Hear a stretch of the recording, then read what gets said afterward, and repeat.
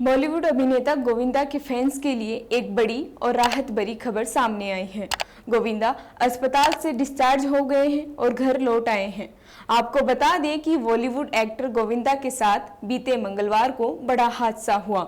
हादसे में रिवॉल्वर साफ करते समय एक्टर के पैर में मिस फायर होने से गोली लग गई, जिसके बाद उन्हें मुंबई के अस्पताल में भर्ती करवाया गया। अस्पताल में 3 दिन डॉक्टरों की निगरानी में रहने के बाद गोविंदा डिस्चार्ज हो गए हैं और डॉक्टरों ने उनको आराम की सलाह भी दी है। वहीं बता दें कि गोविंदा ने मुख्यमंत्री एकनाथ शिंदे, पुलिस प्रशासन और सारे फैंस का भी धन्यवाद किया है।